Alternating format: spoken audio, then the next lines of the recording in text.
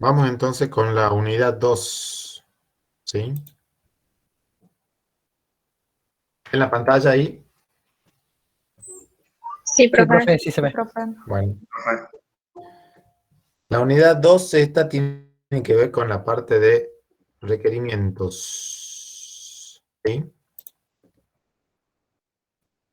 Y vamos a ver qué son requerimientos, requisitos, qué importancia tienen, qué impacto tienen, digamos, los requerimientos en las distintas etapas, el rol o papel que juegan. Vamos a ver una de las definiciones que hay, los distintos tipos de requerimientos, requisitos, qué es la ingeniería de requisitos, ¿sí? De dónde se obtienen, técnicas que se pueden seguir para obtener esos requisitos, criterios que debería cumplir una especificación de requisitos cualquiera, ¿sí? Vamos a nombrar, ver las características que tienen, hay un par de estándares que están ahí disponibles. Y lo último que termina esta unidad son recomendaciones para escribir requisitos, ¿sí?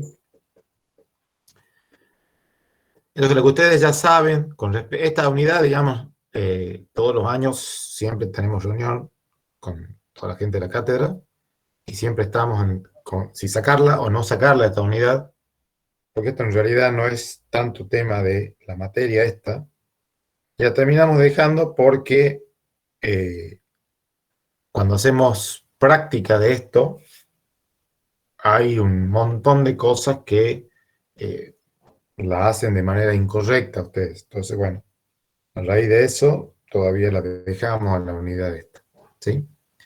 Lo que ustedes ya saben, digamos, más o menos qué es un requerimiento, un requisito, como dice ahí, es una descripción de los distintos servicios que puede brindar un sistema o una parte de un sistema, junto con sus limitaciones, o sea, sus restricciones operativas, o sea, bajo qué condiciones se puede brindar un determinado servicio, ¿sí? Y estos requisitos reflejan las necesidades que tienen los clientes para resolver un determinado problema. Eso es algo que ustedes ya saben esta parte, ¿sí? Y de ahí la ingeniería de requisitos, lo que busca hacer esta parte, digamos, todo lo que tiene que ver con la ingeniería de software, son tareas que están pensadas para que se puedan descubrir los requisitos, o sea, obtenerlos, analizarlos, bien, para ver, digamos, cuál es más importante que otro, o bien si no hay requisitos que entran en conflicto o están expresados de manera ambigua, ¿sí? También abarca todo lo que tiene que ver con la documentación, la verificación de los requisitos, ¿sí? Todo eso junto con las restricciones que tiene cada uno, ¿tá? Y una especificación de requisito es una declaración, como dice ahí, a alto nivel de un servicio que tiene que dar el sistema o bien una restricción de ese sistema. O sea, de alguna manera tiene que estar especificado o dicho de alguna forma en qué consiste ese servicio que el sistema, digamos, debería brindar para cumplir con una determinada tarea, ¿sí? Entonces dice ahí, bueno, algunas de las cosas que hacen que las tareas de la ingeniería de requisitos no sea una cosa tan simple de hacer, es que los requisitos se suelen expresar a dos niveles distintos, muy distintos, ¿sí? Uno lo que serían los requisitos a nivel usuario y otros requisitos a nivel sistema. Lo que ustedes ya saben también de acá de todo esto, requisitos a nivel de usuario, como dice ahí, son declaraciones abstractas, empleando el lenguaje que emplea el usuario, o sea, el lenguaje natural, de los distintos servicios que va a brindar el sistema y siempre las restricciones sobre las cuales debe trabajar cada uno de esos servicios, ¿sí? Y los requerimientos o requisitos a nivel sistema es lo mismo, son declaraciones ahora detalladas de las funciones, servicios, etcétera, operativos del sistema, o sea, desde el punto de vista, empleando un lenguaje mucho más cercano a una máquina o una computadora, ¿sí? Cuanto más tarde se llega a encontrar un error, más cuesta repararlo. No necesariamente que cueste en dinero, sino en tiempo, en recursos, en esfuerzo, ¿sí? Y eso, como dice ahí, ese incremento en esos costos tiene que ver con el tema de corregir esos errores originales y lo que se han ido generando en etapas, digamos, siguientes. Ustedes van a ver acá un dibujo, ¿sí? En el que ese dibujo lo que busca mostrar o explicar de alguna manera es cómo va ese malentendido en los requisitos arrastrándose a medida que se va avanzando por las distintas etapas, ¿sí?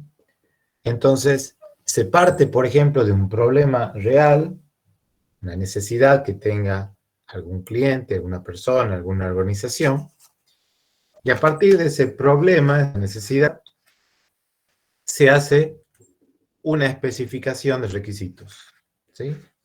Por más práctica que se tenga, por más experiencia que se tenga, siempre esa especificación de requisitos, una parte va a estar bien y otra parte va a estar mal, ¿sí?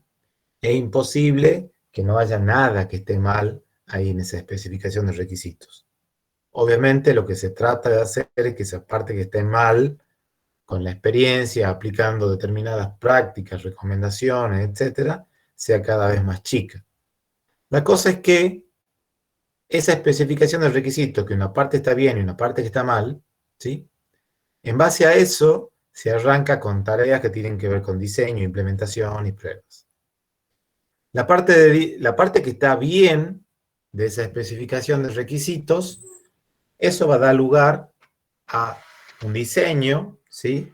Y ese diseño, una parte va a estar bien, otra parte va a estar mal, aún viniendo todo eso de una especificación que sea correcta, mientras que la parte de esa especificación que es incorrecta va a dar lugar a un diseño, como dice ahí, que está basado en una especificación incorrecta. O sea, estoy intentando de alguna manera buscar cómo soluciono algo, pero la base de ese algo ya viene mal, ¿sí? Después de ahí, cuando se pasa a la implementación, ese diseño que es así correcto va a dar lugar a código correcto y código incorrecto, o sea, errores en la codificación. Esa parte del diseño que estaba incorrecto da lugar a código que viene basado sobre un diseño incorrecto.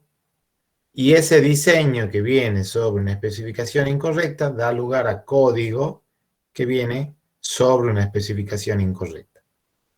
Finalmente, cuando lleguemos a las pruebas, ¿sí?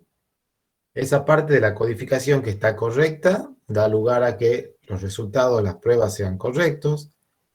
Esa parte que venía así con código que tenía errores digamos, durante toda la escritura, codificación, da lugar a errores que se pueden corregir. Ese código que venía sobre un diseño incorrecto, eso da lugar a que no se puedan corregir esos errores. Y finalmente, lo peor de todo, que es el último bloque ese que aparece ahí, que viene como resultado de código, que viene basado en una especificación que está incorrecta, eso da lugar a errores ocultos. O sea, errores que no se los encuentra al momento de hacer las pruebas y se salen o surgen en algún momento, ¿sí? Entonces, esos errores en los requisitos se pueden detectar así de manera no tan tardía. Y para eso hay una cosa que se puede usar que se denominan inspecciones o revisiones de software. También se le conoce con el nombre de revisiones técnicas formales, ¿sí? Eso vamos a ver más en detalle. Antes era esto, estaba para la unidad 5, ahora esto ha pasado para la unidad 3.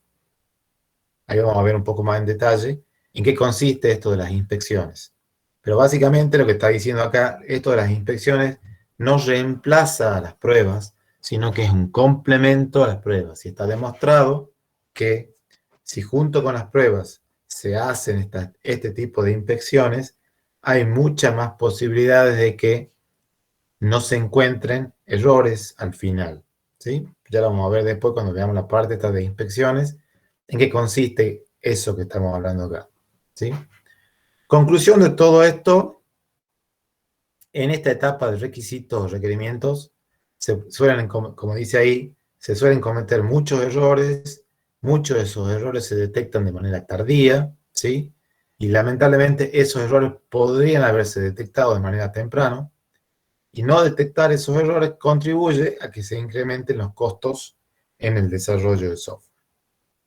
¿Se entiende hasta acá esto? Sí, profe. Bien, Sí, muy bien. profe. Sí, profesor. Bien. ¿Cómo impacta ahora esto, ¿sí?, en la etapa de requisitos? O sea, el tener errores al momento de describir los requisitos. Se llega a que el software resultante puede que, lo más seguro, es que no satisfaga a todas las partes interesadas, a todos los usuarios, ¿sí? Que haya distintas interpretaciones puede llegar a causar desacuerdos en cómo se hace una determinada tarea o qué tarea, por ejemplo, es más prioritaria que otra. Es imposible que a través de las pruebas el software satisfaga todos los requisitos, ¿sí? Y se puede llegar a emplear bastante tiempo, recursos, dinero, construyendo algo que es incorrecto o erróneo. No necesariamente el 100% incorrecto, pero algo que no es el 100% lo que el cliente o usuario necesita, ¿sí? Entonces dice ahí, bueno, ¿qué papel juegan los requisitos? Como dice acá, es un acuerdo, o como fuera así, si lo quieren ver así como un contrato, ¿sí?, entre los desarrolladores, los clientes, los usuarios finales, ¿sí?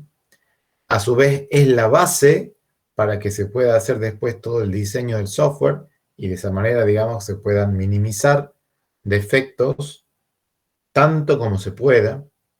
Es lo que después permite hacer verificación y validación de los requisitos. O sea, si no tengo de alguna manera expresado cuáles son las distintas cosas que tiene que hacer el sistema, después no puedo validar si lo que está hecho finalmente va solucionando cada una de esas necesidades. Y es lo que permite después que el sistema pueda evolucionar. O sea, agregarle funcionalidades, corregirle funcionalidades, lo que sea, ¿sí? Acá pueden ver una definición que da la IEEE, a qué se le denomina requisito, ¿sí? No es la única definición, pueden encontrar un montón más.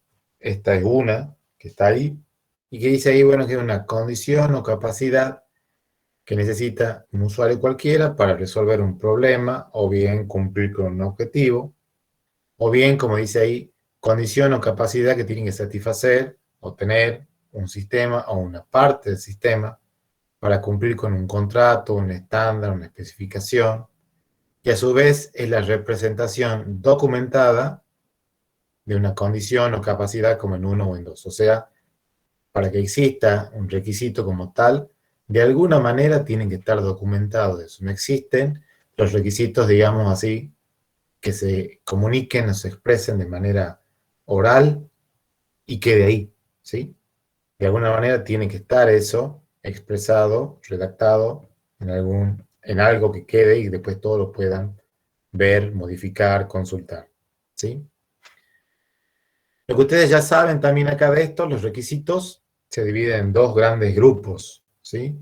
Lo que son los requisitos funcionales y lo que son los requisitos no funcionales, ¿sí? Los funcionales, como dice acá, son declaraciones de los servicios que tienen que proporcionar el sistema, o sea, qué cosas tiene que hacer el sistema como tal. Entonces, si ustedes, por ejemplo, están diciendo, bueno, yo tengo que hacer un sistema para llevar el control de los alumnos en una institución cualquiera.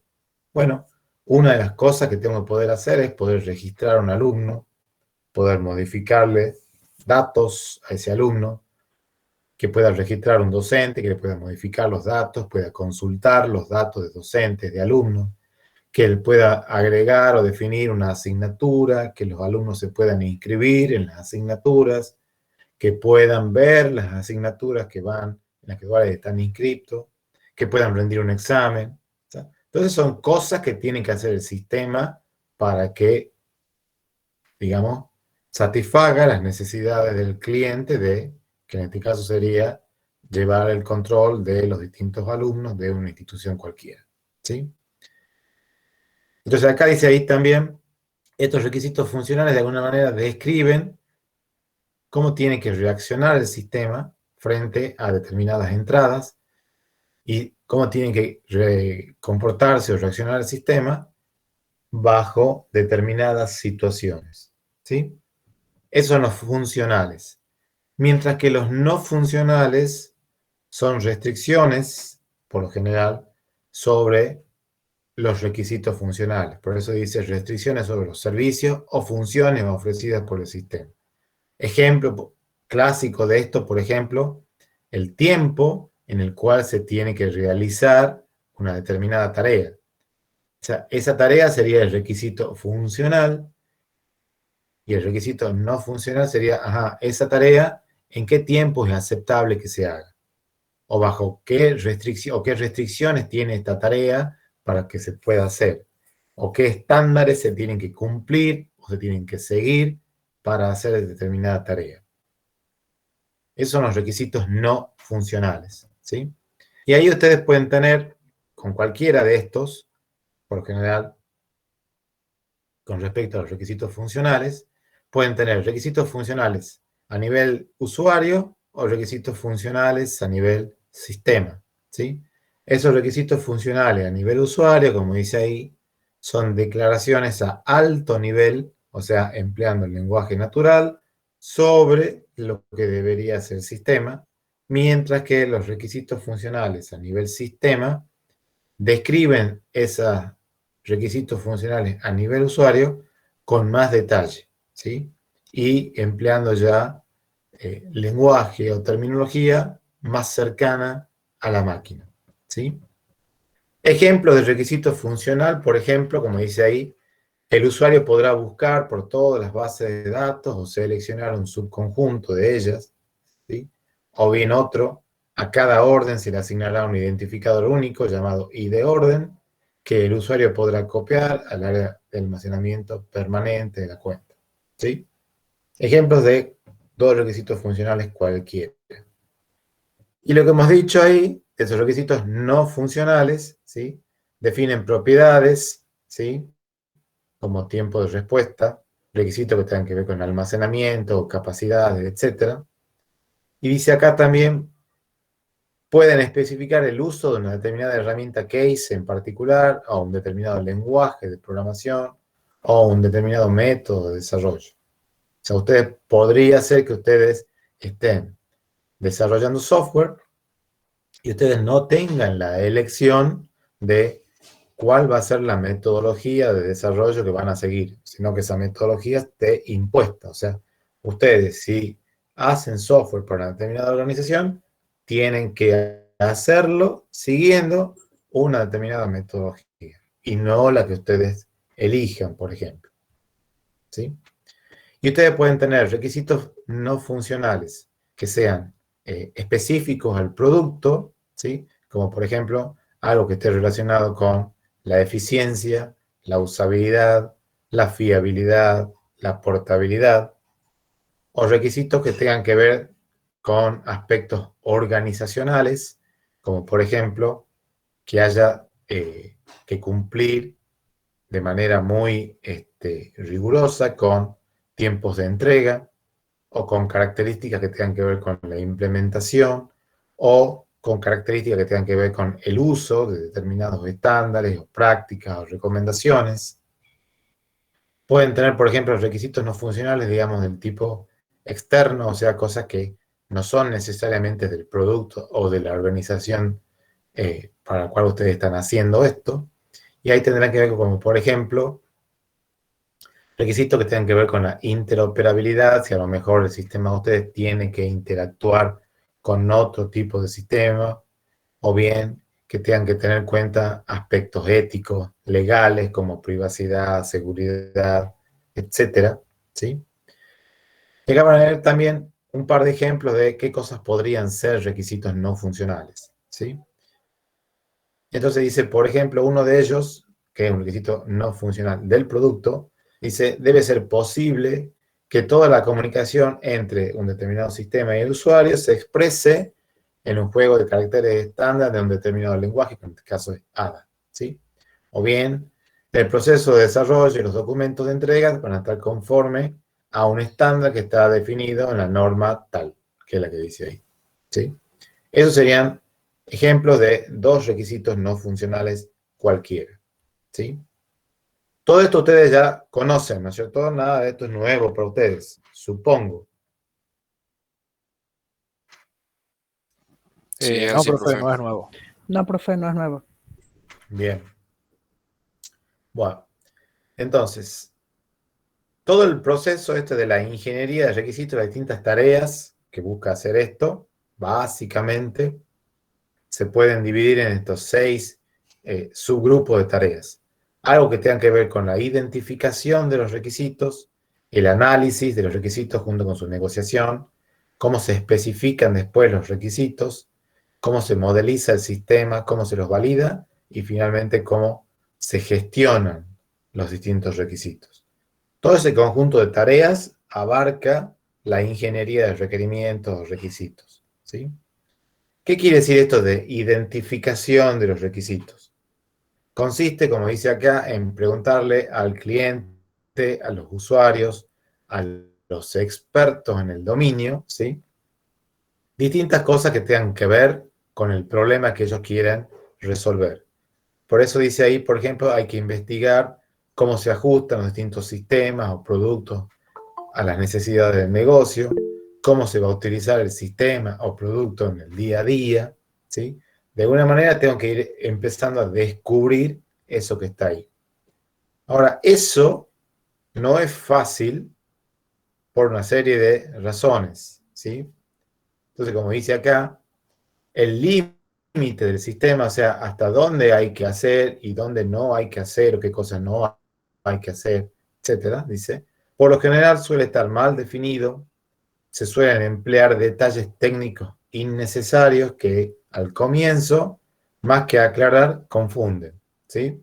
No existe que el usuario venga y plantee su problema y al momento de plantear el problema, él venga ya con una especificación de requisitos hecha de manera escrita y no la presente y que nosotros veamos si la entendemos o no. El usuario habla, cuenta sus problemas, qué cosas, digamos, necesita solucionar y eso es todo lo que hace, ¿sí?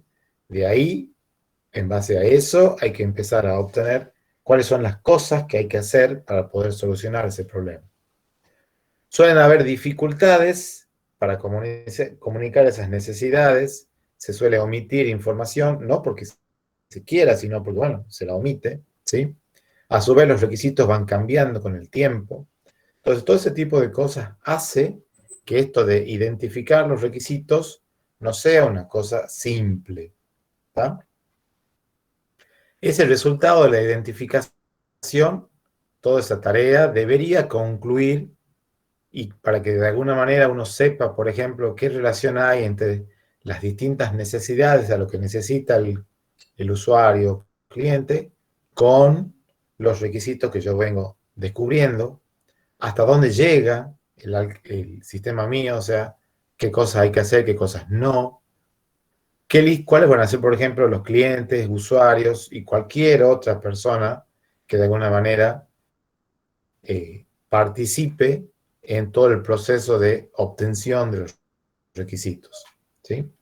Todo eso debería tener yo como salida de toda esta etapa de identificación de requisitos. Debería incluir también, como dice ahí, si se está en esa situación, algo que me diga, bueno, la parte técnica de esto, qué características tiene, ¿sí? O qué restricciones tienen algunos de los requisitos, los más importantes, o bien, por ejemplo, un conjunto de escenarios que a lo mejor me permitan que yo, de alguna manera, tenga más información con lo que va a ser finalmente después el uso de ese sistema, o si hay algún prototipo que a mí me permita, por ejemplo, entender mejor los requisitos, bueno, usarlo a ese prototipo. ¿Está? Todo eso debería llegar de alguna manera a tener como resultado de esta tarea que es la identificación de esos requisitos. Después de eso, lo que hay que hacer es el análisis y negociación de requisitos, ¿sí? ¿Por qué es esto? Porque por lo general el cliente, por poner números simplemente, plantea 100 requisitos, ¿sí? Pero el tiempo o los recursos o el dinero para todo eso no alcanza para 100 requisitos, entonces de alguna manera hay que negociar y llegar a un acuerdo en la cantidad de requisitos para cumplir con presupuestos, recursos, tiempo, etc. ¿Sí? Por eso dice acá, esos requisitos se suelen agrupar así por categorías para tratar de ver si no hay requisitos que se repiten o entran en conflicto con otro. ¿Sí?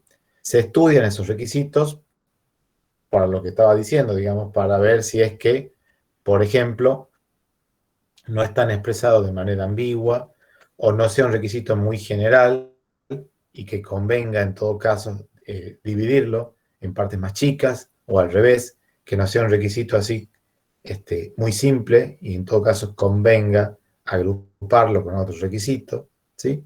Entonces, se estudian, se analizan los distintos requisitos.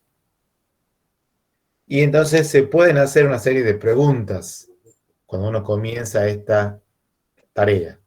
Entonces, por ejemplo, uno dice, bueno, cada uno de los requisitos, requerimientos, es consistente con los objetivos del sistema, del producto, o sea, las cosas que se han descubierto como necesidad, un determinado requisito cualquiera. Cuando, si se lo cumple, eso va a permitir cumplir con un objetivo del sistema, con un objetivo de negocio del sistema, o no, ¿sí? Después, esos requisitos los están descubriendo. Tienen el nivel adecuado de abstracción, o sea, no, al momento de descubrirlo a estos requisitos y tratar de entenderlo, no tengo que entrar ahora en tanto detalle que después, en lugar de entender el qué hace el requisito, esté viendo en el cómo se va a hacer para cumplir con ese requisito. ¿Sí? O sea, no tengo que, al momento de describir esto, hacerlo pensando en el cómo se va a hacer, sino hay que hacer pensando esto en el qué representa el requisito. ¿Sí? Hay que ver si un requisito representa algo que sea esencial o fundamental para el sistema, o bien es una característica que si está bien y si no está, bueno, no importa. ¿Sí? Hay que ver, por ejemplo, si los requisitos de alguna manera están acotados o tienen un límite para que, digamos, eh, durante un tiempo finito, después se lo pueda probar a ese requisito. Si al momento de estar expresado, están expresados con algún grado de ambigüedad o no. Si se conoce de dónde surge ese requisito, ¿sí? Si hay requisitos que son incompatibles con otros, si técnicamente se va a poder lograr cumplir con cada uno de esos requisitos, si se los puede probar a esos requisitos una vez que ya están implementados. Todo eso ayuda a que, todo este tipo de preguntas ayuda a que se pueda depurar todo ese conjunto de requisitos iniciales. ¿Sí? Por eso dice acá, es muy común que entre los distintos clientes y usuarios se pida más de lo que se puede hacer, ¿sí? O bien que se propongan requisitos que se contradicen unos con otros. Entonces, de ahí que venga que haya que priorizar todo esto y entrar en una etapa de negociación con el cliente o usuario final. Después está el otro grupo de tareas que tienen que ver con la especificación de esos requisitos, ¿sí? Esa especificación se puede hacer de distintas maneras, no hay una única forma de hacerlo. Puede ser, por ejemplo, un documento escrito, y ese documento escrito puede ser algo grande o algo chico, dependiendo de la complejidad u otras características del sistema, ¿sí? Puede ser un modelo gráfico, o sea, si uno está describiendo algo, puede agarrar y, por ponerlo, si está escribiendo en una hoja, a lo mejor escribir eso en una hoja toma 2, 3 hojas. Y a lo mejor lo mismo, me ahorro mucho de esa escritura si en lugar de escribir y escribir y escribir, por ejemplo, muestro un dibujo, una foto de algo que se quiere tener, ¿sí? Por eso dice ahí un modelo gráfico, o puede ser algo un poco más formal, empleando un modelo matemático, puede ser un conjunto de escenarios, ¿sí? Son distintos ejemplos en los cuales se puede aplicar ese requisito, puede ser un prototipo de algo, puede ser una combinación de todo eso, o sea, no es necesariamente algo escrito, la especificación de un requisito, ¿sí? Hay gente que es muy de la onda, digamos así, de emplear una plantilla para escribir los requisitos. Eso lo que logra es que los requisitos estén escritos todos más o menos de la misma forma y que no haya requisitos que no digan, este requisito, por ejemplo, está dicho lo que hace, pero nunca está dicho, bueno, cuál va a ser la salida de esto o que necesita como datos para que se lo pueda hacer. Y este otro requisito tiene todo eso. Entonces, el uso de ese tipo de plantillas lo que hace es decir, bueno, al momento de definir un requisito, necesito que todos tengan esta estructura, ¿sí? Algo que describa, por ejemplo, qué hace el requisito, algo que describa qué necesita el requisito, algo que describa qué produce como resultado de ese requisito, ¿sí? Acá, como dice ahí, también se pueden combinar lenguaje natural, modelos gráficos, etcétera. Todo en general, cualquier cosa que ayude a que se entienda el requisito se puede usar, ¿sí? Una especificación de requisitos cualquiera va a ser el resultado de toda esta etapa. O sea, una vez que se tienen identificados, se han negociado los requisitos, etcétera, hay que especificarlos de alguna forma. O sea, el resultado final de todo eso es un documento que se llama así especificación de requisitos de software. Y eso lo que va a hacer, como dice ahí, va a describir las distintas funciones, las distintas características de todo ese sistema, las restricciones sobre las cuales tienen que trabajar esas funciones o características. De alguna manera va a ir delimitando cada elemento, va a ir describiendo, así diciendo, bueno, qué información o qué datos se necesitan para que se pueda realizar o cumplir ese requisito y cuál es la información o datos que salen como resultado de ese requisito, ¿sí? Eso es lo que tiene que estar escrito de alguna manera en esa especificación de requisitos. Después de ahí, la ingeniería de requisitos también incluye la tarea esta de modelado del sistema, ¿sí? Esos modelos que uno construye, como dice ahí, permite, por ejemplo, evaluar distintos componentes, cómo se relacionan esos componentes, ¿sí? Qué relación hay entre esos componentes y los requisitos, ver, por ejemplo, la parte estética, ¿sí? Lo que tiene que ver con interfaz de usuario. Todo eso permite esos modelos que uno va haciendo del sistema. Los requisitos también hay que validarlos, ¿sí?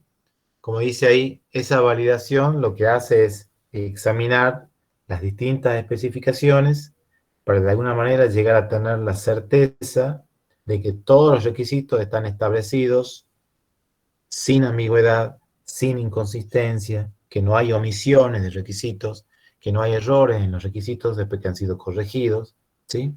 Que los requisitos se ajustan a los distintos estándares que a lo mejor sigue o exige una determinada organización, ¿sí? Entonces dice ahí, una de las formas para validar esos requisitos es hacer esas revisiones técnicas formales que hablábamos recién, ¿sí? Y como dice acá, a medida que uno va desarrollando esa especificación, se van haciendo muchas de esas revisiones técnicas formales. También se pueden usar cuestionarios, ¿sí? Para de alguna manera tratar de responder a las preguntas anteriores, ¿sí? Por eso dice ahí, bueno, cuando uno hace el cuestionario, tratar de ver si es que el requisito está claramente definido, o sea, si todos lo entienden de la misma manera a ese requisito, si que hay alguna posibilidad que se puede interpretar mal ese requisito, si se sabe cómo surge el requisito, o sea, quién que tiene la necesidad de ese requisito, si está delimitado, como dice ahí, en términos cuantitativos, o sea, hasta dónde tiene que llegar ese requisito, ¿sí? Todas esas cosas ayudan a que de alguna manera se pueda validar ese requisito, ¿sí? Ahí también, como dice acá, si hay otros que los referencian ese requisito, o si se está incumpliendo alguna restricción o limitación que hubiera, si el requisito se lo puede verificar, ¿sí? Si se puede verificar, bueno, por lo general a los requisitos hay que verificarlos. ¿Sí? Si no es verificable, después no tengo manera de saber si estoy cumpliendo o no con ese requisito. Si se puede hacer una traza, o sea, ver toda la evolución que ha ido sufriendo ese requisito hasta llegar al día de hoy. Y después, la última de todas estas tareas tiene que ver con la parte de la gestión de los requisitos, ¿sí? ¿Y por qué hay que hacer la gestión? O sea, la gestión de los requisitos es permitir que yo ingrese un requisito, que vea todos los requisitos, que pueda borrar un requisito, que pueda modificar un requisito. ¿Por qué tendré que encargarme de la gestión de los requisitos? Porque los requisitos van cambiando con el tiempo, o sea, se van agregando, se van modificando, se pueden borrar requisitos, ¿sí? Entonces, para que yo los pueda ir llevando el control a esos requisitos, de alguna manera, tengo que poder identificarlos, esos requisitos, y de alguna manera tengo que poder controlar cómo van evolucionando esos requisitos. Para eso, para que se pueda llevar el control o seguimiento a esos requisitos, es fundamental que cada requisito de alguna manera lo tenga que poder identificar de manera unívoca, ¿sí? Entonces, cualquier requisito en el sistema mío necesita sí o sí un identificador, ¿sí? Se pueden armar, como dice ahí, matrices de dependencia, donde yo diga, bueno, el requisito número tal o de nombre tal depende de tal y tal requisito. Eso me va a permitir que si yo cambio esos otros requisitos, sé que el otro se va a ver afectado, ¿sí? O bien que mi requisito sea eh, otro requisito, dependa del que estoy tratando yo en este momento, ¿sí? Para que si yo modifico un requisito, sepa que va a haber otro que se va a ver afectado en esto, ¿sí? ¿Hasta acá alguna duda, pregunta?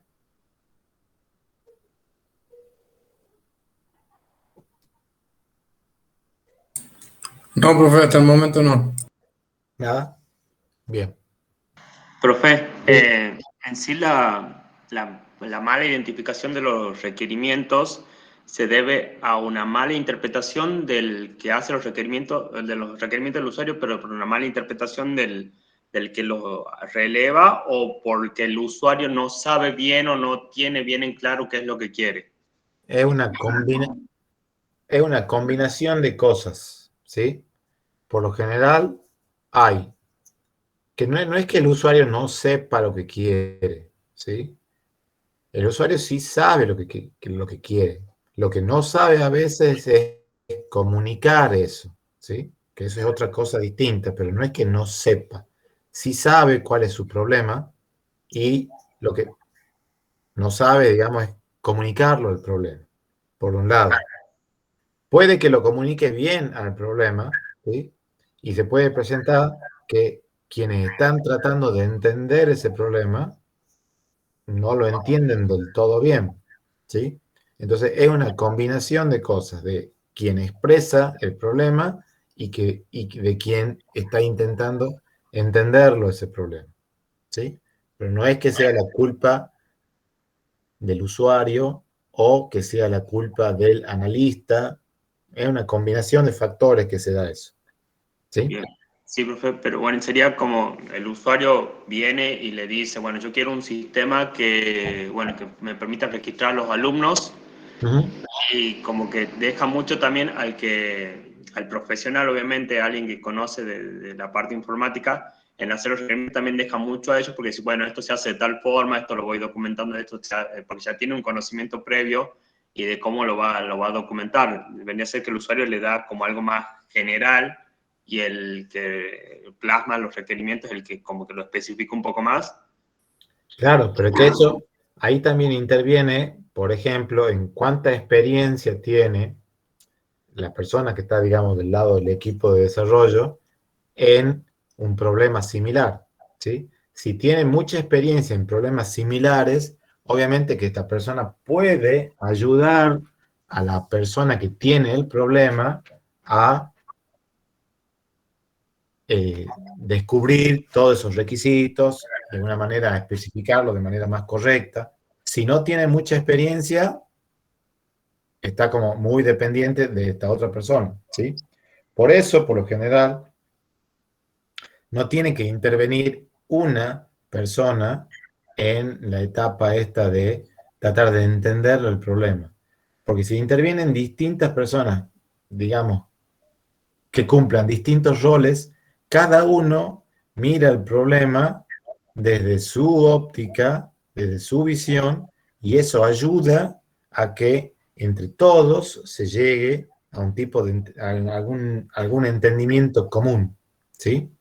Cuantos más roles distintos participen en la etapa esta de identificar o descubrir esos requisitos, más posibilidades hay de que eso que se descubra sea correcto, ¿sí? Si hay solamente una persona, un rol encargado de todo esto, y bueno, se está muy dependiente de la experiencia que tenga esa persona o de la visión que tenga esa persona. ¿Se entiende? Sí, profe. Perfecto, gracias. Por nada. Bien, ¿de dónde se obtienen los requisitos? ¿Sí? Se pueden obtener, por ejemplo, de libros, manuales, ¿sí? Que hablen sobre una determinada temática, de cualquier documentación formal que hubiera, donde se trate el tema. Puede ser también documentación informal, qué sé yo, por poner un ejemplo, un blog donde te esté explicando algo o algunos casos de ejemplo, eso puede llegar a servir, ¿sí? Cualquier presentación que se haya hecho sobre esta temática, cualquier publicación del tipo especializada que hubiera, ¿sí? Cualquiera de esas cosas puedo usar para tratar de entender eh, eh, el problema que se quiere resolver, ¿sí? Se puede, por ejemplo, también ir al lugar de trabajo de la gente que tiene este problema para ver cómo es el día a día en el trabajo, ¿sí? Cómo, cuando se presenta un determinado problema, qué se hace para solucionarlo. Puede ser también, digamos, dice ahí, bueno, a otras personas consultarles sobre el problema que se quiere resolver, ¿sí? Se puede estudiar documentación, cualquier manual, revista, artículo, etcétera, ¿sí? También permite obtener información sobre el problema. Dependiendo lo que se elija, digamos así, para obtener este tipo de información, puede llevar más o menos tiempo, consumir más o menos recursos, ¿sí? Serle más o menos molesto al usuario final. Ahora, en una de esas hay que usar combinación de distintas de estas fuentes, ¿sí? Está también lo que se denominan las entrevistas, que se le hace a el cliente usuario, ¿sí? En general hay dos grandes tipos de entrevistas que se hacen. Uno es lo que se denomina la entrevista, acá venimos acá, la entrevista abierta, esa o no estructurada, esa donde se va a que por lo general se deja que el usuario o cliente cuente el problema, ¿sí? Y se suelen hacer preguntas como, bueno, ¿qué se espera que se haga? ¿Cómo se resuelven en el día a día los distintos problemas? ¿Quiénes son los que están involucrados ahí? ¿Quién lo va a utilizar a todo esto? ¿Sí? Esa es la entrevista abierta o no estructurada. Ventaja que tiene esa entrevista abierta, bueno, proporciona así bastante información sobre lo que es el problema, proporciona información sobre lo que es la terminología que se utiliza, ¿sí? pero tiene la gran desventaja de que consume bastante tiempo y no permite hacer, por ejemplo, un refinado de determinadas ideas o cuestiones. Para eso viene después la que es la entrevista, la no estructurada, que es la que dice, perdón, esta que está acá, la estructurada, la otra era abierta o no estructurada. La otra entrevista, esta, la estructurada, lo que se hace acá es generar, se parte de la entrevista abierta y cuando después se transcribe el resultado de toda esa entrevista, suelen surgir dudas, preguntas, etc. Entonces, la entrevista esta, la estructurada, lo que se hace es otra entrevista con el usuario, pero para aclarar cosas puntuales, ¿sí? Por eso dice ahí, por ejemplo, se planifican esas preguntas que se le van a hacer al usuario, o sea, ya no va a una cosa más general, sino a una cosa ya más específica, y como dice ahí, se suele usar en una segunda parte para refinar o aclarar dudas de lo que se ha entendido de la primera sesión de entrevistas abiertas o no estructuradas, ¿sí? También hay esta técnica que se puede usar para obtener los requisitos, que es lo que se llama acá observación de tareas habituales, ¿sí? Que consiste, como dice acá, en verlo al usuario cómo trabaja en un problema real y cómo hace para resolverlo ese problema. Y acá la idea de todo esto es ver sin interferir en su problema diario, en su trabajo diario. Entonces la persona que está haciendo esto suele, como dice ahí, tomar notas o grabar, etcétera, cómo hace el usuario para trabajar, ¿sí? Pero tiene la desventaja que, bueno, muchas veces el usuario se siente como intimidado de que alguien lo esté viendo, observando, escribiendo, grabando, cómo hace esa persona para resolver su problema, ¿sí? Esa es una de las desventajas que tiene. Después puedo armar también un cuestionario así de incidentes críticos, que dice, bueno, consiste esto en pedirle al usuario que describa, como dice acá, cosas que de alguna manera salgan fuera de lo común, o sea, sean un poco especial o raras, no las de todos los días, para que cuenten también cómo se resuelven o bajo qué condiciones se ha producido eso, ¿sí? Todas estas cosas se pueden usar para tratar de entender el problema y por lo tanto obtener esos requisitos. Se pueden también usar cuestionarios.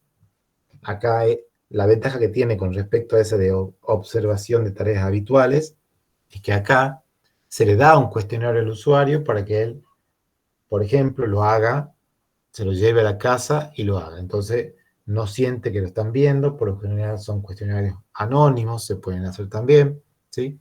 Y la idea de todo esto, bueno, es que el usuario no sienta que está siendo observado. ¿Se entiende hasta acá esta parte?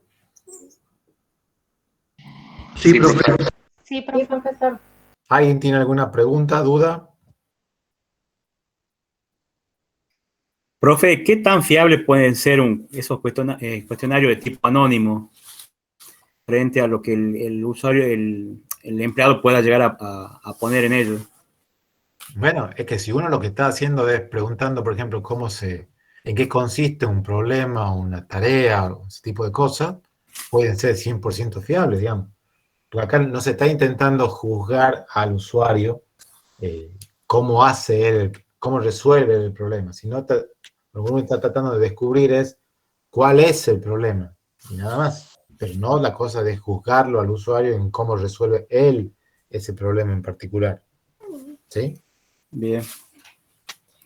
Aparte, imagino también, profe, que puede haber dos opiniones, o sea, que hay varios usuarios entrevistados con el mismo cuestionario y que puede comparar cómo hace cada uno para resolverlo. Claro. Debería ser lo mismo. Y ahí lo que va a pasar, seguramente, es que lo que decíamos hace rato, de que pueda haber descripciones de cosas que entren en conflicto con lo mismo dicho por otra persona, ¿sí? O cosas que uno lo lea, lo interprete de una manera y lo lea a otra persona y lo interprete de otra, o sea ambiguo. Por eso esta parte es bastante difícil y no es lo fácil que aparenta ser, ¿sí? Entonces, supongamos que uno tiene hecha una especificación de requisitos de software, ¿sí? Siguiendo algún estándar o no siguiendo un estándar, como sea, la cosa que está escrita, esa especificación de requisitos de software. Bueno, ¿qué características debería tener cualquier especificación de requisitos de software? Acá vamos a ver unas cuantas características ya de entrada, les digo. No existe especificación de requisitos de software que cumpla con todas las características en un 100%, ¿sí? Siempre, cualquier especificación de requisitos, por más experiencia que se tenga, etcétera, no llega a cumplir el 100% de todas las características. Entonces, una de las cosas que se busca es que la especificación sea correcta, ¿sí? Entonces, como ahí está representado así en el dibujo ese, si uno representa así por el conjunto A lo que es el problema, las necesidades que tiene el usuario, y por el conjunto C lo que uno finalmente entiende de todo eso, lo ideal sería que la intersección entre A y C sea el círculo completo y no una parte solamente, ¿sí? Por eso dice ahí, correcto sería que la superficie de C, en este caso, sea nula, ¿sí? No esté corrido el círculo de la derecha hacia la derecha, sino que esté superpuesto sobre el de la izquierda, ¿sí? Eso sería lo ideal. Ahora, esto prácticamente no existe, que la especificación sea 100% correcta. Obviamente hay que lograr que sea lo más correcta que pueda ser, ¿sí? Después que no sea ambigua, ¿sí? Entonces dice, ¿qué quiere decir que en la especificación sea ambigua?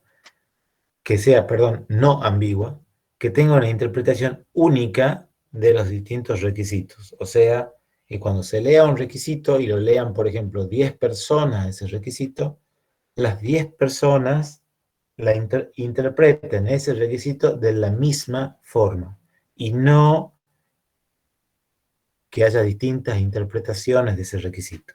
Entonces, supongan que ustedes tienen un requisito que dice ahí, todos los clientes tienen el mismo campo de control. Y está escrito así ese requisito. Si uno lo lee a eso, uno dice, ajá, ¿y qué es el campo de control? El campo de control, no sé, será el apellido que no puede estar vacío, el campo de control será el documento que no puede estar vacío, el campo de control será algún identificador que no pueda estar vacío o no se pueda repetir. No está dicho qué es ese campo de control, ¿sí? Entonces, según la persona que lea, puede interpretar una cosa, puede interpretar otra, ¿sí? Hay que intentar que la especificación sea completa, ¿sí? Entonces, que tenga todo lo que el cliente necesita. Y según eso se puede tomar ese principio de que el software va a hacer solamente lo que dice la especificación de requisitos. No va a hacer más y no va a hacer menos. Si hace más, bueno, no sería un problema para el cliente, sería un problema para la gente del equipo de desarrollo, en el sentido de que va a tener que hacer más cosas de las que estaban pautadas, o sea, va a terminar usando más recursos de lo que estaban pautados, más tiempo de lo que estaba pautado, va a costar más dinero de lo que estaba pautado, ¿sí? Lo que no puede pasar es que se hagan menos cosas de las que están dichas en esa especificación de requisitos, ¿sí? Por eso decíamos antes, en otras diapositivas, que los requisitos juegan así como un papel contractual. Se hace lo que dice la especificación de requisitos. No se hace más y no se hace menos. El cliente después no puede pedir otras cosas que no sean las que están dichas en la especificación de requisitos, y la gente del equipo de desarrollo no puede hacer menos cosas o cosas distintas de las que están dichas en la especificación de requisitos. ¿Sí? Dice ahí, la especificación de requisitos debería ser verificable. Para que sea verificable, todos los requisitos tendrían que ser verificables. Ahora, ¿qué quiere decir que un requisito sea verificable? Bueno, como dice ahí, si existe un proceso finito, o sea que en algún momento empieza y en algún momento termina, y efectivo en costo, o sea que está bien, empieza y termina, pero no tiene un costo tan alto que no se lo puede hacer. Y ese proceso lo que hace es, de alguna manera, verifica que el sistema satisface ese requisito. Entonces, de alguna manera, si yo puedo probar cada uno de los requisitos que están dichos en la especificación, que hace lo que dice la especificación que debería hacer, voy a tener que cada uno de esos requisitos va a ser verificable, por lo tanto, la especificación va a ser verificable. ¿Sí? Ejemplo dice ahí de requisitos que no son verificables. ¿Sí? Dice, por ejemplo, el producto debe trabajar bien. ¿Sí? Entonces, ¿qué quiere decir que trabaje bien? O sea, o qué se entiende por trabajar bien. Trabajar bien en tiempo, en el uso de recursos, ¿en qué? ¿En qué consiste eso? ¿Sí? O que diga, por ejemplo, el producto debería tener una buena interfaz. Bueno, ¿qué quiere decir una buena interfaz? ¿Cómo se mide que el producto tenga una buena interfaz? O, por ejemplo, el programa, como dice ahí, no debe entrar nunca en un lazo infinito. ¿Sí? Si ustedes especifican un requisito y lo especifican así empleando una negación, ¿tá? ¿Cómo se verifica de que siempre se está cumpliendo con esa negación? Como dice ahí, que nunca va a entrar en un lazo infinito. O sea, ¿cómo hago para determinar o verificar que nunca se va a entrar en un lazo infinito? Para que yo pueda verificar eso, tendría que estar probándolo infinitamente a ese requisito. ¿Sí? Si no, no tengo la certeza de que nunca vaya a entrar en un lazo infinito. ¿Sí? Entonces, nunca se recomienda emplear la negación para especificar un requisito. Profe, una pregunta, y en ese caso, ¿cómo se lo podría formular, digamos, al requisito ese? De que Bueno, nunca entre a un bucle. por ejemplo, acá, ¿sí? En este ejemplo que está puesto ahí, está tratando de hacer esa reformulación. Que dice, Bien. por ejemplo, dice ahí, a partir de producido un determinado evento, ¿sí? Tengo que tener la salida del proceso y todo eso debe estar, dice ahí, dentro de los 20 segundos, cumplido el 60% de las transacciones y dentro de los 30 segundos, el 99% de las transacciones. Ok, ¿Sí? bien. Entonces, de alguna manera ahí tengo para medir y considerar que se cumple o no se cumple con ese requisito. ¿Sí? Perfecto. Eso podría ser una forma, ¿sí? Y si no, lo que hay que hacer es tratar de reescribir el requisito sin emplear esa negación que está ahí. ¿Tá? Bien, gracias. Por nada. Después dice, bueno, la especificación debería ser consistente. ¿Qué quiere decir eso? Que ningún requisito o grupo de requisitos entre en conflicto con otro requisito o con otro grupo de requisitos. Entonces, por ejemplo, dice ahí, ¿qué tipo de inconsistencias puede haber? Dice, comportamiento conflictivo. Entonces dice, dos requisitos o dos partes especifican de forma diferente y conflictiva algo. Entonces uno dice, bueno, para hacer esto necesito hacer tal tarea. Y otro requisito dice, bueno, y yo para hacer esto necesito esta otra tarea. Pero resulta que al hacer esta otra tarea impido que se haga la primera y viceversa. ¿Sí? O dice ahí términos conflictivos.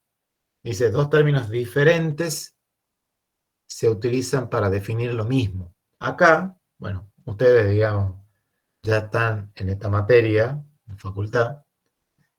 Para que lleguen a esta materia, todos han pasado, digamos, por primaria y secundaria. Y a todos, en algún momento, cuando han hecho las materias de lengua, les tienen que haber dicho, bueno, si tienen que hacer una redacción o composición, no repitan las palabras o empleen sinónimos, ese tipo de cosas. ¿Sí? Acá se busca lo contrario. Si tengo que repetir un término 50 veces, lo repito al término 50 veces. Porque si yo empiezo a emplear sinónimos, ¿sí? Y estoy en un dominio del problema que no sea muy conocido en general, uno después lee eso y dice, acá estaba hablando, por poner un ejemplo, ¿no? Estaba hablando de clientes y después aparecen usuarios. ¿Qué? ¿Clientes y usuarios será lo mismo o son cosas, entidades distintas? Después empieza a hablar de personas, es decir, ¿y qué pasa con las personas? ¿Las personas son usuarios o no? ¿Sí? Entonces acá no se busca que ustedes no repitan términos. Entonces, si lo tienen que repetir, se lo repite 50 veces el mismo término. Y si quieren emplear sinónimos, lo que se recomienda hacer es decir, bueno, en alguna parte que se diga, bueno, tal término se va a emplear y se puede emplear como sinónimo de este término este otro o este otro. Entonces uno ve eso y dice, ajá, bueno, ahora aparece esta otra palabra acá que es sinónimo, o sea, es igual a la otra. Aparece esta tercera expresión acá, es sinónimo e igual a esta otra. ¿Sí? ¿Eso Porque, sería un glosario, profe? claro, o sea, en alguna parte hay que especificar ese glosario si es que uno va a hacer eso, de emplear, por ejemplo, así, sinónimos para determinadas expresiones o términos. ¿Sí? O bien, como dice ahí, características conflictivas, esas dos partes, por ejemplo, requieren cosas contradictorias, que después una impida que se haga la otra. ¿Sí? Entonces hay que tratar de revisar y que no haya este tipo de problema acá. ¿Sí? Dice que tienen que ser comprensibles por los consumidores. De nada va a servir que yo tenga una especificación de requisitos que sea completa, correcta, no ambigua, etcétera, pero que no la pueda entender nadie, ¿sí? O solamente la persona que la ha escrito. Entonces dice acá, tiene que ser entendida la especificación de requisitos por todas las personas que de alguna manera tienen algún tipo, están involucradas en esta tarea de descubrir o contar los requisitos. Entonces, por ejemplo, una cosa que se puede hacer es, por ejemplo, usar notaciones formales. O sea, si se está en determinado tipo de problema, no escribir como uno, empleando el término que uno quiera, que le resulte mejor, sino empleando la terminología propia de ese problema, ¿sí? Hay que tener en cuenta quién es la gente que lee esta especificación de requisitos. Hay que tener en cuenta el tema de la ambigüedad, o sea que cuando se lo lea no haya más de una interpretación. Si los requisitos van a ir cambiando con el tiempo, y bueno, entonces la especificación tiene que ser fácilmente modificable. O sea que si yo tengo que cambiar un requisito, por ejemplo, y el requisito no está identificado de manera única con un código, con un número, con un nombre, con algo, después, ¿cómo puedo agarrar y decir, bueno, el requisito está en la página 8, tercer párrafo, bueno, decía de esta forma, en realidad ahora va a ser de esta otra forma. No puedo hacer eso, porque después no me podés llevar la evolución a ese requisito. ¿Tá? Por eso dice acá, exige esto, tener de alguna manera organizado así de manera coherente los distintos requisitos. O sea, elegir algo que me permita identificarlos. ¿Sí? Y después separar los requisitos por párrafos, no escribir todos los requisitos uno a continuación del otro, sino no puede identificar un requisito del otro. ¿Sí? Después de ahí que pueda verle el historial de evolución de esos requisitos. Si yo quiero ir modificando los requisitos, de alguna manera tengo que saber cómo ha ido cambiando ese requisito. ¿Sí? Y para eso, como dice acá, conviene que los párrafos estén numerados, que haya un requisito por párrafo, que estén de alguna manera identificados, lo que decíamos recién. Si corresponde establecer algún tipo de convención sintáctica, entonces uno diga, bueno, los requisitos están, por ejemplo, identificados con un número, hay una viñeta, están redactados, no sé, empleando la voz activa de esta manera, y así están redactados todos los requisitos, ¿sí? Esas cosas ayudan a que se pueda llevar esa trazabilidad a los requisitos. Tienen que ser independientes del diseño. Cuando ustedes escriben una especificación de requisitos, ustedes están contando en qué consiste la tarea, no en el cómo van a hacer para solucionar esa tarea, ¿sí? Y en el qué consiste la tarea, acá también no tiene nada que ver, por ejemplo, de cómo va a ser la interfaz del usuario. Entonces, es muy común que cuando ustedes describan los requisitos, digan, por ejemplo, el atributo tal se lee o se obtiene de un combo, de una lista desplegable. Entonces, si lo hago así, a eso, estoy atado a cosas que tienen que ver con diseño.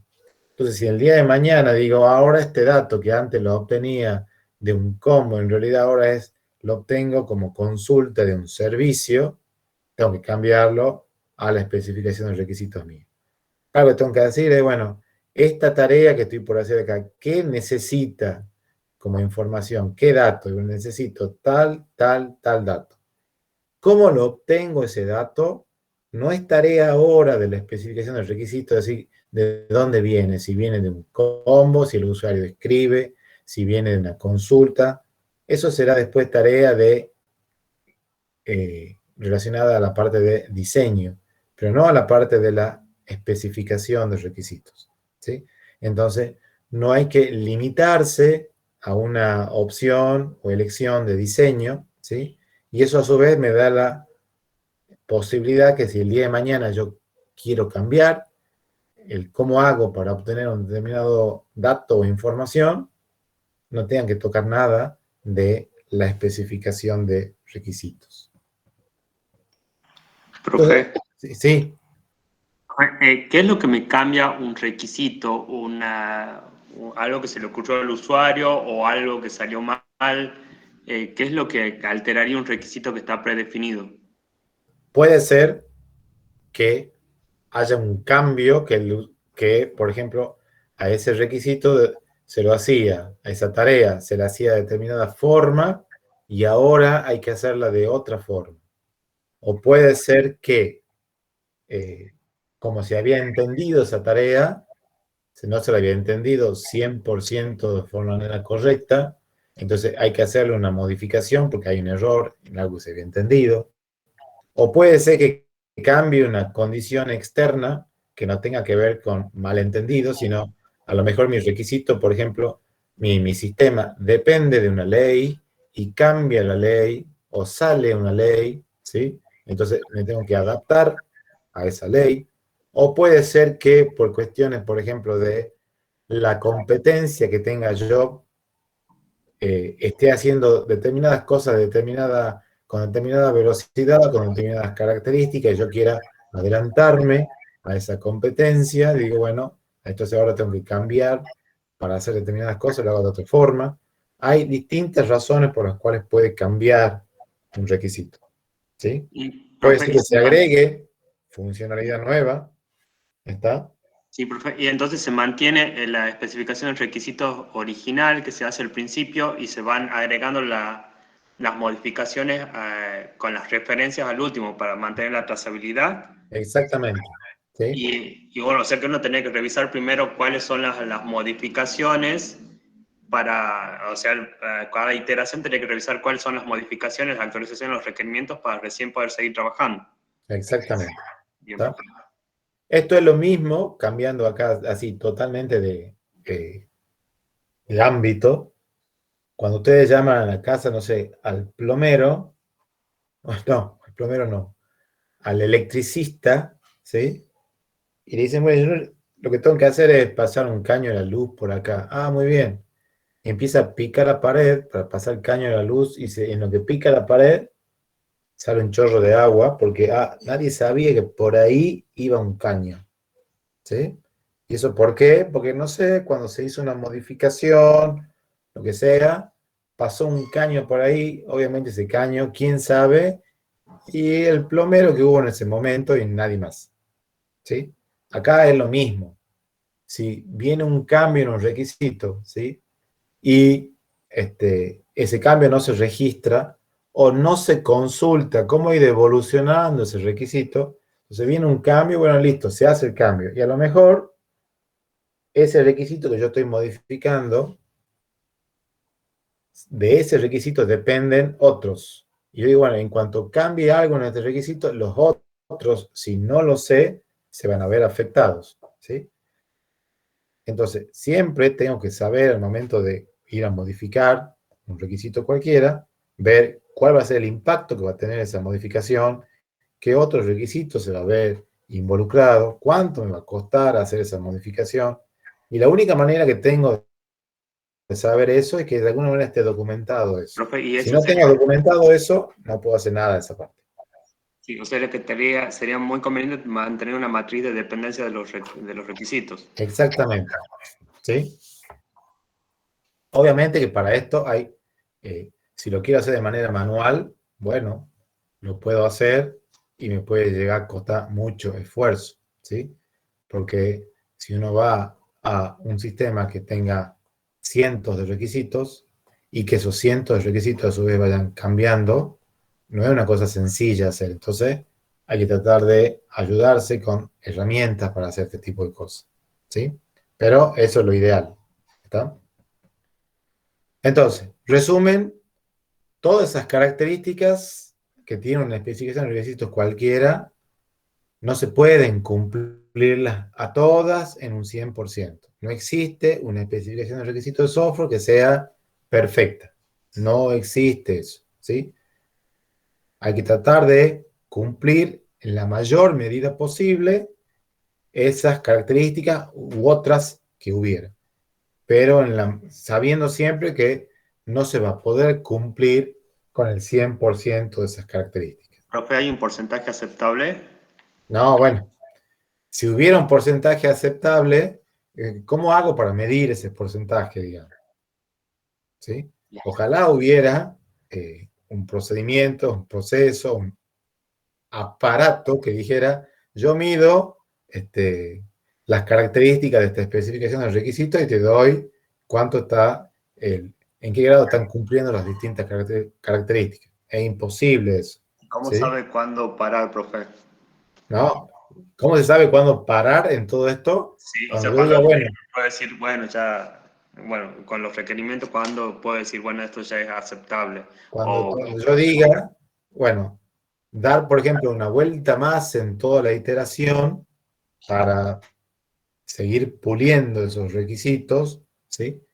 Me va a costar más que lo que sea el error que tengan esos requisitos. ¿Se entiende? Entonces yo digo, al día de hoy sí sé que no está 100% correcto.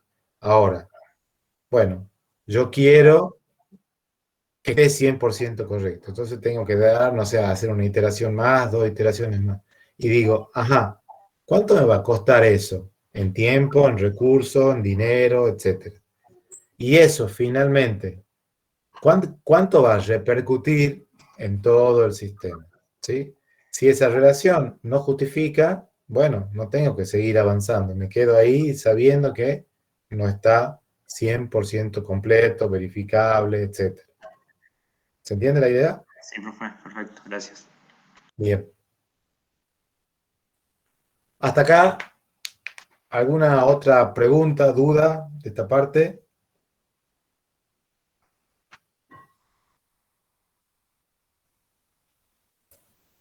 No, profe, muy claro. No, creo que el compañero hizo todas. Bien. Bueno. Después hay una serie de estándares que se pueden seguir para hacer esa especificación de requisitos. Uno de ellos, uno de los más conocidos, es este que lo da la IEEE, que se llama 830, que hasta donde yo sé, no sé si después la verdad no me he puesto a buscar, La última modificación que que tuvo ese estándar, la que yo sé por lo menos, en el año 98. No sé si ha habido otra modificación después, ¿sí? En realidad, supongamos que hubiera habido otra modificación, lo que interesa de todo esto es que lo que cambia es, por ejemplo, el orden en el cual están las distintas secciones que aparecen ahí en ese estándar, ¿sí? O que se agrega una sección nueva, pero lo fundamental es que ustedes conozcan que exista un estándar, ¿sí? Ese de que da la IEEE 830 y después tienen otro también de la IEEE que es el 29148. El más conocido de todo esto es el que da la IEEE 830, ¿sí? Ese estándar de la IEEE 830 tiene por título, por nombre, que dice ahí, recomendaciones para la especificación de requisitos de software. O sea, son recomendaciones, no son imposiciones, no son obligaciones, ¿sí?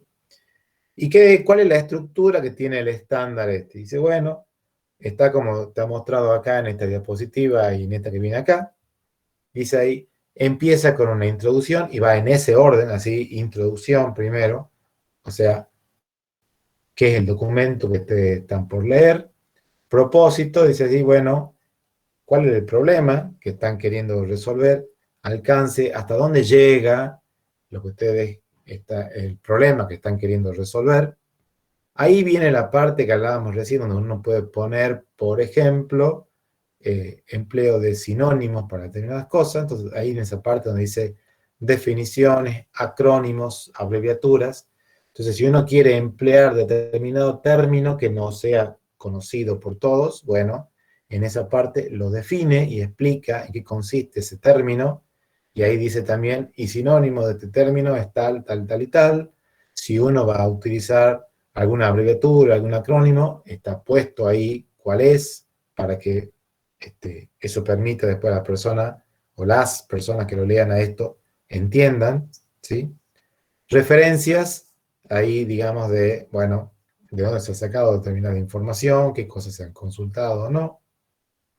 Y después viene dice ahí, descripción del resto del documento.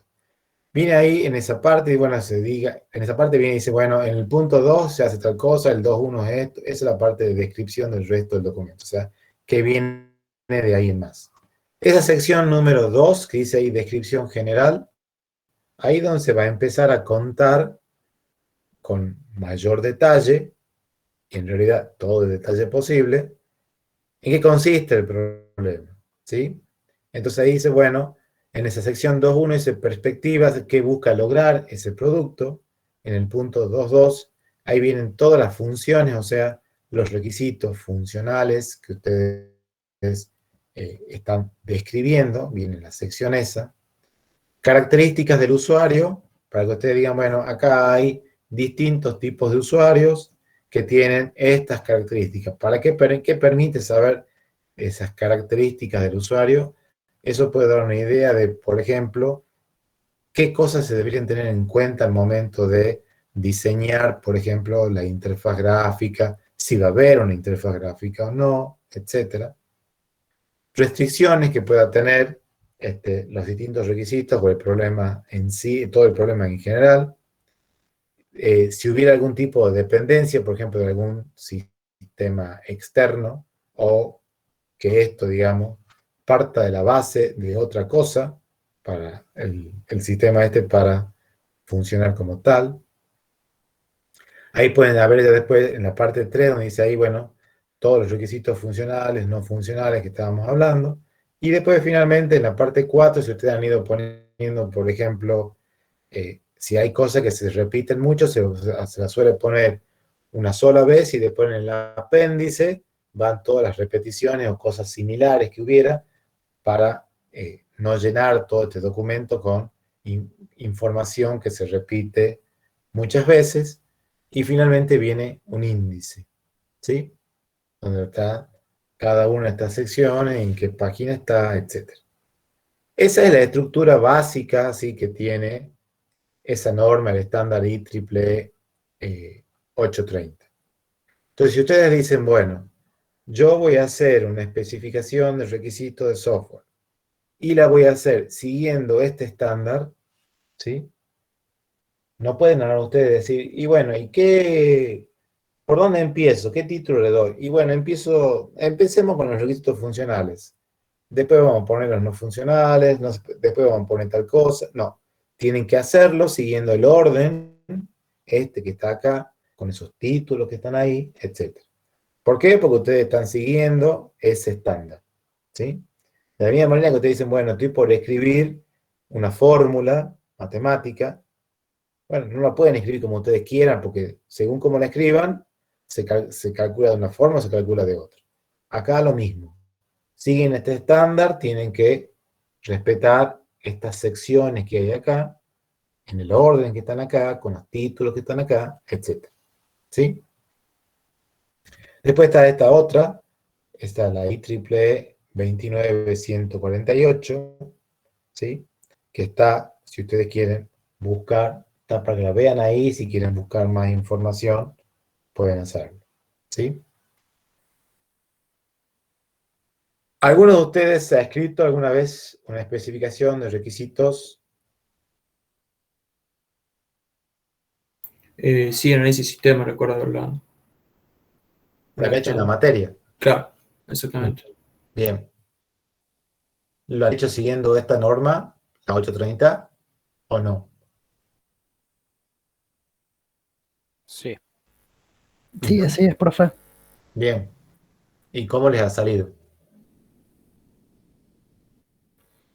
Y calculando que es la primera vez que la hice, yo creo que fue un desastre, pero bueno. ¿Por qué un desastre?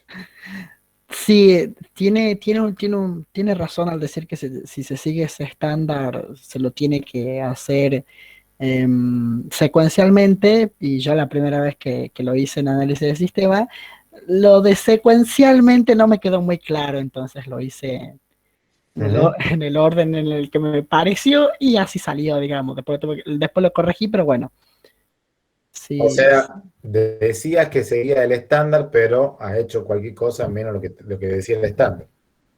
claro, y después lo tuve que corregir y ya salió bien, digamos, Bien, porque seguía el estándar. bien. Vamos ahí al momento de la corrección. Es decir, que lo corregiste siguiendo el estándar. ¿Qué ha Sí. pasado ahí? ¿Cómo salió? Salió un poco mejor, Ujú, aunque igual, considerando que era para una materia de la facultad y eso nos faltaba todavía bastante para ujú, aprender, pero salió mejor porque ya al tener una descripción de los usuarios ya teníamos una mejor perspectiva de cuáles serían los requerimientos que tendríamos que tener en cuenta, un mejor tratamiento de la información. Entonces sí,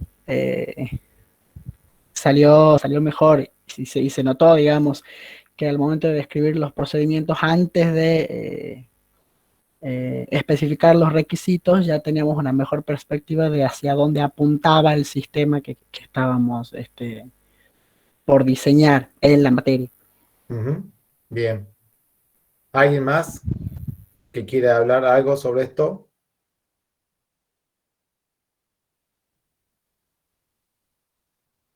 ¿El resto ha escrito también alguna especificación de requisitos así? ¿Con estándar? No, profe. O sea, ha escrito sin seguir el estándar. Me parece que para las especificaciones de requisitos nosotros directamente llenamos algún formulario que encontramos en internet. Tantos formularios como para requisitos encontramos. ¿Y formulario? ¿Cómo son esos formularios? Tenían onda... Uy, no me acuerdo. Fue hace mucho. Tenían el nombre del requisito, postcondiciones, precondiciones. Ujú. ¿Pero qué? Describiendo así como casos de uso. Ah, parecido a los casos de uso, sí. Sí, sí. Ajá. A ver si lo encuentro. No, no creo igual. Tan viejos. ¿Qué diferencia, ya que estamos metiéndonos en ese tema, hay entre un requisito y un caso de uso? ¿O no hay diferencia? Yo creo que hay diferencias, sí. Un requisito solo puede derivar en varios casos de uso. Un requisito puede derivar en un caso, y no hay un requisito que sea uno a uno con un caso de uso. También, sí. Ujú. Y Entonces, también pueden haber requisitos que no deriven en ningún caso de uso, que son no funcionales. No, vamos con... Bueno, sí, está bien. Vamos con los funcionales. Sí o sí, un requisito después da lugar a uno o más casos de uso.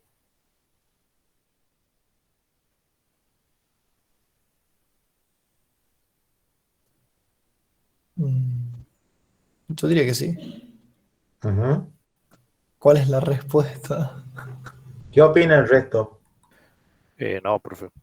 O sea, yo creo que es como que no tienen una relación directa entre Ujú. requisitos funcionales y casos de uso. Un caso de uso es una descripción de cómo el usuario va a utilizar algún módulo del sistema. En todo caso, si hubiera que hacer como una relación entre requisitos funcionales y casos de uso, yo diría más bien al revés, que por ahí un caso de uso puede englobar a varios requisitos funcionales, pero tampoco es que sea una relación así directa, porque un requisito funcional se puede estar cumpliendo en uno o más casos de uso también a su vez, pero un caso de uso también eh, puede estar cumpliendo con varios requisitos funcionales. Como que para mí no hay una relación directa. Bien, no hay una relación directa entre requisitos y casos de uso. O sea, no quiere decir que un requisito se traduce en uno o más casos de uso o un caso de uso se traduce en uno o más requisitos. Entonces, Claro, exactamente. hasta ahí estamos, hasta ahí está bien. Y la diferencia está en una cosa que has dicho al comienzo, para ver la diferencia entre requisito y caso de uso. En el caso de uso, por eso se llama así, caso de uso, ahí es describir cómo un determinado usuario usa el sistema para hacer una determinada tarea. Por eso se llama caso de uso. Entonces, por ejemplo, ahí que yo tuviera que describir el registro de un alumno en el sistema de alumnos, ¿sí? Si yo lo describo como requisito, yo lo que tengo que decir ahí es, bueno, tengo que poder, el sistema debe permitir registrar alumnos. Y para registrar los alumnos hacen falta, no sé, apellido, nombre, DNI, bla, bla, bla. Si el alumno está por registrar, ya hay un alumno con ese mismo DNI, por ejemplo, no se puede, bla, bla, bla. ¿Sí? Ahora, nunca estoy contando quién hace la tarea esa. En un caso de uso, ahí yo digo, por ejemplo, digo, el administrador del sistema, ¿sí? Tiene que poder registrar un nuevo alumno. O a lo mejor el mismo alumno se puede registrar, ¿sí? Por eso en los casos de uso intervienen esas cosas que se llaman actores, ¿sí? Mientras que en un requisito no aparecen esos actores, porque uno está contando la tarea y la tarea sola, ¿sí? En el caso de uso es cómo se hace esa tarea, cómo la hace una determinada persona a esa tarea interactuando con el sistema, ¿sí? Por eso hay veces que la funcionalidad se la describe como requisito solamente, ¿sí? O a veces la funcionalidad se la describe como un caso de uso, ¿sí? En un caso de uso sería como un poco más completo en el sentido de que ahí también estoy diciendo, ajá, ¿quién es el que está haciendo esa tarea? ¿Quién inicia la tarea esa? ¿Se entiende la idea, la diferencia? Sí, profe. Bueno, Bien, Sí, sí. profe. pero Entonces, vamos a profe, ver en perdón qué, que hice una pregunta. sí, Entonces, ¿se preferiría hacer siempre caso de uso? Preferiría redactar caso de uso que redactar el requerimiento, ¿verdad? Porque si tiene más información, o tal capaz cual. que no va por ese lado. Tal cual, sí, sí, sí. Es preferible, digamos, escribirlo como casos de uso que como requisitos. Porque como los casos de uso, ahí va, digamos, el tema. Ahí tengo también identificado quién. Claro, Mientras que en un requisito no. ¿Sí? perfecto. Y a su vez hay distintas maneras después de escribirlo, aún como caso de uso hay distintas maneras, distintos formatos. Pero bueno, no viene el caso eso. ¿Sí? Pero supongamos que el documento que estamos escribiendo no se llame especificación de requisitos, sino se llama especificación de casos de uso. ¿Sí? O sea, en lugar de escribirlo como requisito, lo escribo como caso de uso. No importa. Es una especificación escrita. ¿Sí? Y así escrita, sigo, por ejemplo, la norma esta, la IEEE 830. ¿Me siguen hasta ahí? Sí, Sí, profe. profe. Sí, profe. Bueno. Entonces, supongamos, ¿sí? Acá quien había hablado recién era Carona Zabal y... se me ha ido ahora acá de la... El buen Frosoni. No era Frosoni el otro que ha hablado Ah, recién. ok. Yo, profe. Ahí está, Ezequiel Villarreal. ¿Sí? Sí. Bueno. Ezequiel Villarreal, supongamos que lo han hecho como casos de uso, ¿sí? Los dos. ¿No? La cosa es que Ezequiel Villarreal, y supongamos que yo soy el dueño del problema. Yo tengo un problema, voy y los llamo a ellos dos. Obviamente, ellos dos así trabajan de manera separada. Lo llamo a Ezequiel Villarreal, le cuento el problema, pasamos por N entrevista, lo que sea, y él termina escribiendo esa especificación, que le vamos a llamar así, especificación de casos de uso, y escribe eso usando la norma IEEE 830. Y después me junto con Mariano Caronazábal, también de vuelta, pasamos por una serie de entrevistas, le cuento el problema, bla, bla, bla, y él escribe esa especificación de casos de uso sin seguir ninguna norma. ¿Sí? Nada. O sea, es un documento que él empezó a escribir como quería y como podía. ¿Se entienden las dos situaciones? Sí. Sí. Bien. Ahora, ustedes son yo. ¿Sí? ¿Qué elegirían? La especificación de casos de uso escrita siguiendo la norma IEEE 830 o la especificación de casos de uso escrita sin seguir ninguna norma.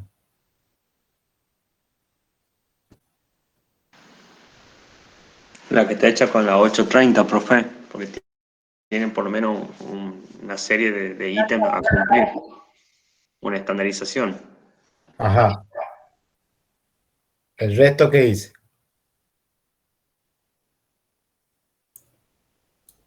Depende del proyecto, me parece. Sí, Supongamos que depende fuera que, para hacer el sistema de alumnos. o sea, puede ser que la otra opción no siga una norma estándar, pero puede estar muy bien especificado y explicado. Ujú. Puede ser. Cosa que podés usar un estándar y no entender nada. Ujú. Puede ser. Depende también ese. ¿El resto qué dice? ¿Qué opina? La normalizada, ¿Por qué? más confiable. Si En no base a... conozco a la otra persona que hizo los requerimientos o si no tiene la fama Ujú. en el ambiente. Ajá.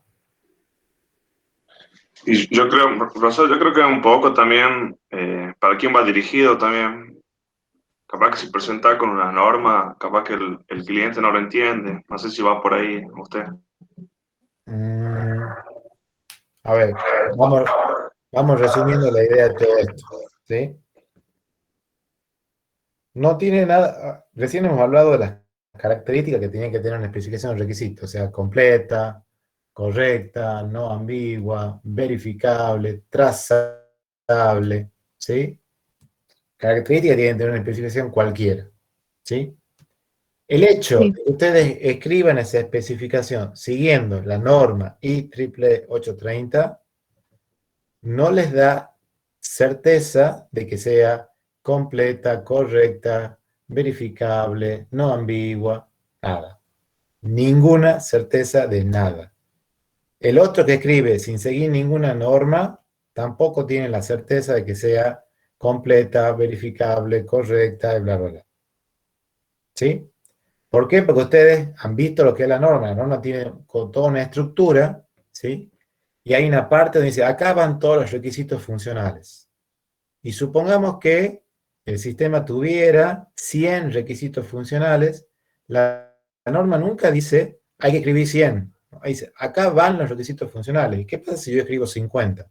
Me están faltando 50 requisitos funcionales. Entonces, mi especificación que está siguiendo la norma está incompleta. Y a lo mejor quien la ha hecho sin seguir ninguna norma ha puesto los 100 requisitos funcionales.